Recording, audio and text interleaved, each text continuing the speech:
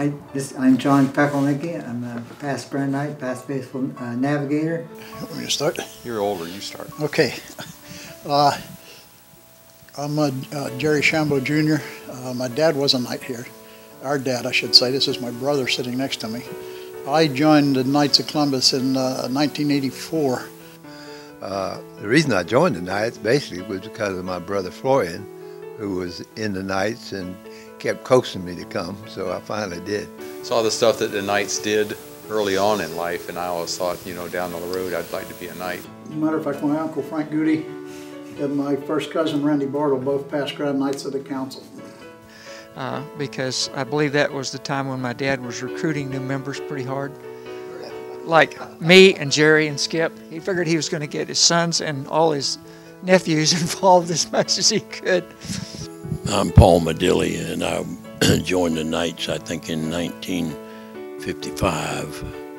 Well, I'm Dr. Joe Nystrom, and I moved here from Brooklyn in 1996, and I was a parishioner at St. Rita in Dade City. Sam Sess, I joined the Knights in 1988.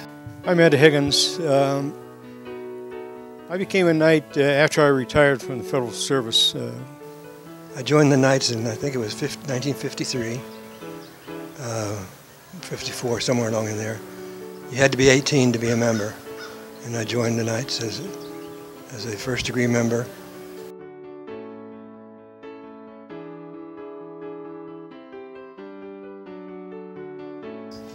No, chicken purlieu, what's that?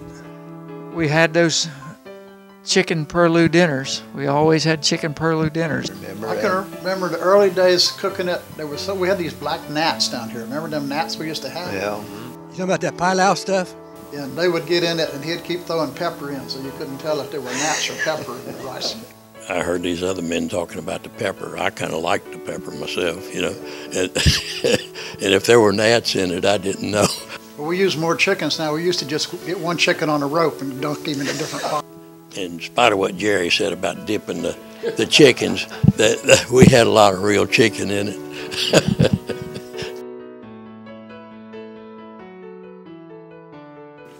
And the Shambo family has actually been kind of a thing I look up to. Show here, and his daughter was a candidate for Miss America, and I got to kiss her. Charles Gordon, who was in various law enforcement, right? He was even security for the Bellamy brothers. Father Robert Rittmeyer was either state chaplain or diocesan chaplain at the time, and he got on Charlie's case. Charlie was a Grand Knight to recruit Knights.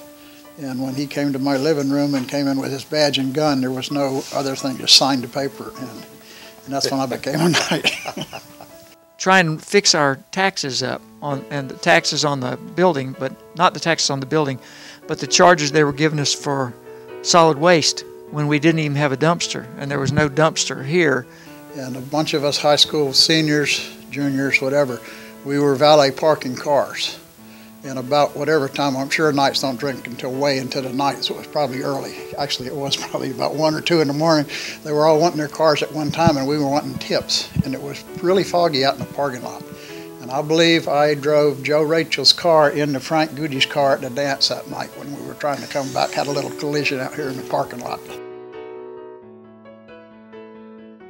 But one of the big things that started back in that time, too, is the seminarian fund. We had the privilege of sponsoring 2 priests, 2 seminarians who are still priests now, and that's probably the thing I'm the most proud of. Back in, I guess, the 90s, we came together and we formed a seminarian fund, and we are currently supporting at least 3 seminarians. So, yeah, we're very proud of that, the fact that we're supporting the vocation. The Knights bought the old Flanagan house, made it into the council chambers. Look at the ceilings and see the beautiful work in the ceilings. Florian Goody had a lot to do with building this building, Florian and Carl. The land was donated by Mr. Cannon, I believe. That's correct. For me, what it did is it made you aware of the different needs of your parish and of your community. Community and the Knights here have accepted me as an outsider, which doesn't happen very often. One of the things that you really are impressed with the Knights of Columbus is their support of the church and their support of the priesthood. When we were a young kid, there was Catholic families doing stuff all the time.